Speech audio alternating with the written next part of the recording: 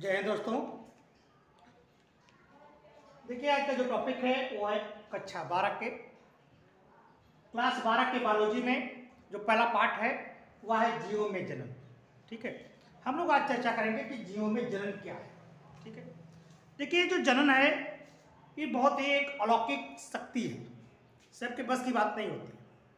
सजीव और निर्जीव के बीच में एक विशेष अंतर जो होता है वह जनन के द्वारा होता है। ठीक है, जैसे मान लीजिए 50 कुर्सियां हैं, इन कुर्सियों को आप सटा करके 1 माह 2 माह 1 साल के लिए रख दीजिए। जब उनको फिर देखेंगे तो उसमें एक भी इम्प्रूवमेंट नहीं होगा। क्यों होगा? लेकिन जीव को अगर उसके एक जोड़े को एक साथ में रख दिया जाए तो उसके समय के अनुसार में उनमें बढ़ोतरी होती है। ठीक है, तो ठीक इसी प्रकार से इस पाठ के अंतर्गत हम लोग जानेंगे कि जीवों में जनन की क्या प्रक्रिया होती है। देखिए, प्रत्येक जीव जो होता है वह एक निश्चित समय तक ही जीवित रहता है ना। एक कोशिकीय जीव को छोड़ दिया जाए, जैसे एक कोशिकीय जीव अमीबा है, तो उनको छोड़ दिया जाए तो ऐसा कोई जीव नहीं है इस धरा पर, इस जल में, वायु में, कहीं भी जो अमर है। ठीक है, एक मैंने बताया उसको छोड़ करके तो अमर नहीं है, मर भी जाता है, फिर भी उसका आज जीवन बरकरार क्यों है, उसकी पीढ़ियां लगातार क्यों पाई जाती हैं? तो उसमें एक विशेष प्रकार की क्रिया होती है जिसे को क्या कहते हैं? जनन।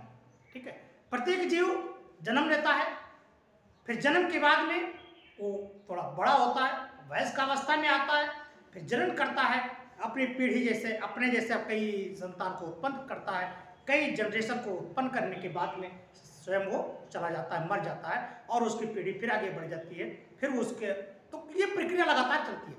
तो जो जीव होते हैं, प्रत्येक जीव एक निश्चित समय तक ही जीवित रहते हैं। ठीक है, अब देखिए, जो मान लीजिए यहां से मान लीजिए जन्म हुआ है, ये आपका मान लीजिए जन्म समय है।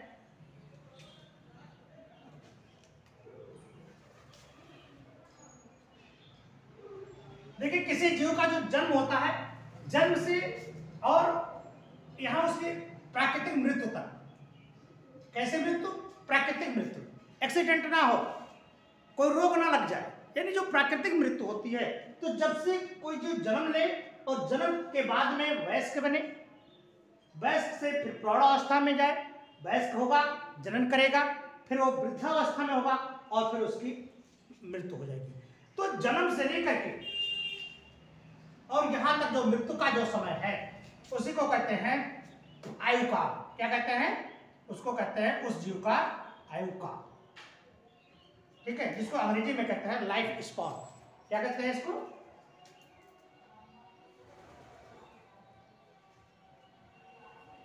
तो लाइफ स्पैन जो होता है, जो जीवन काल होता है, वो काल माने समय, काल माने समय। तो जीवन का जो काल कहां से होता है? जन्म से लेकर के और नेचुरल मृत्यु तक के बीच का जो अवधि होती है, बीच का जो समय होता है, वही उसका क्या कहलाता है? जीवन काल। ठीक है, तो यहां पर देखिए, जो जीवन काल होता है, लाइफ स्पैन होता है, वह जीव की आकृति के अनुसार नहीं होता कि मान लीजिए जिस जीव का आकृति समान होता है उसका लाइफ स्पैन भी समान होगा, नहीं, ऐसा नहीं होता। लाइफ स्पैन प्रत्येक जीव का अलग अलग होता है, यानी जीवन काल अलग अलग होता है। जैसे मानव का लाइफ स्पैन कितना माना गया है? 60 ईयर माना गया है, 60 साल माना गया है लाइफ स्पैन।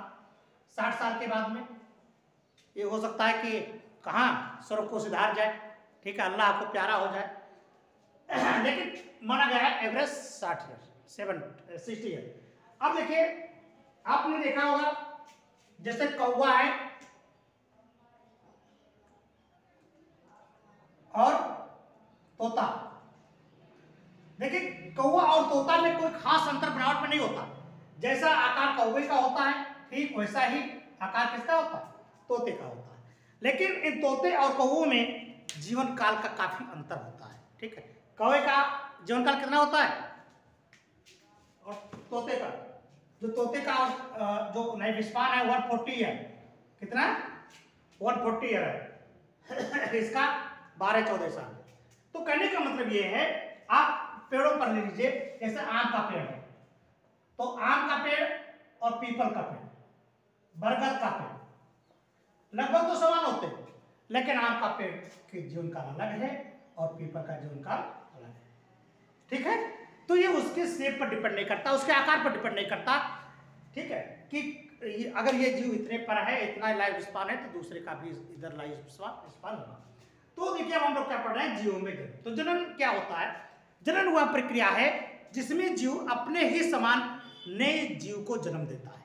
ठीक है, जीवन में अब जीवन का, अब देखिए जन्म का करेगा, जन्म लेगा, फिर बढ़ेगा धीरे धीरे धीरे धीरे शिशु अवस्था में, शिशु से धीरे धीरे क्या होगा, युवा अवस्था, फिर वयस्क अवस्था, है ना। जब ये युवा अवस्था में हो जाता है, यौनावस्था में हो जाता है, तो क्या करता है, ये जनन योग्य हो जाता है। जब जनन योग्य हो जाता है तब ये जनन करता है।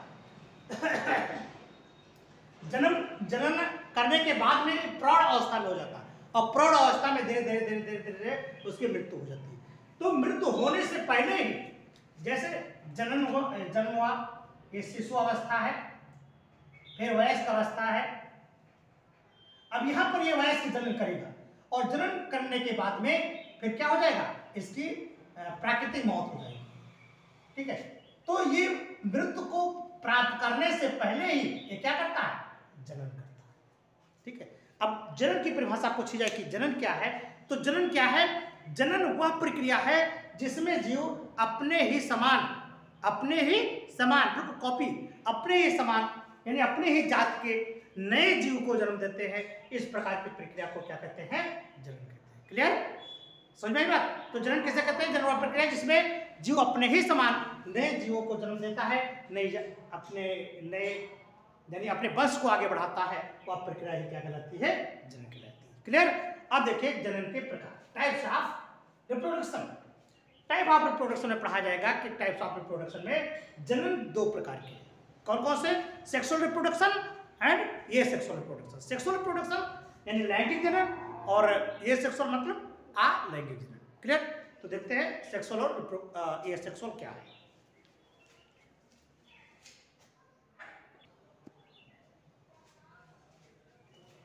तो देखिए जनन कितने प्रकार के होते हैं, जनन दो प्रकार के होते हैं।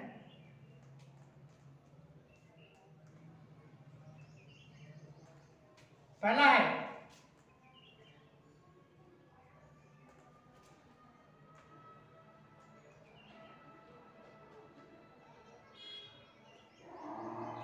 अलैंगिक जनन, और दूसरा है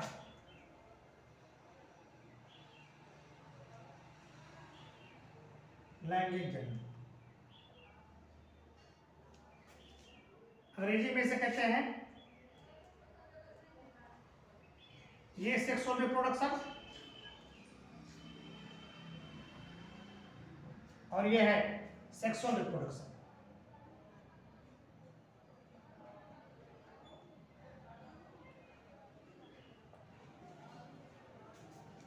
ये आपको जानना जरूरी है कि सेक्सुअल और एसेक्सुअल रिप्रोडक्शन किसे कहते हैं। ठीक है, तो देखिए जो एसेक्सुअल रिप्रोडक्शन होता है ना, देखिए आपको एक चीज बताया गया था, या आप एक कहानी तो सुना होगा, उसमें बताया जाता है, एक है कि अबला का ना कर सके और काह न सिंधु समाए और काह न पावक हर सके का न काले खाए, ये आप दोहा कहते हैं।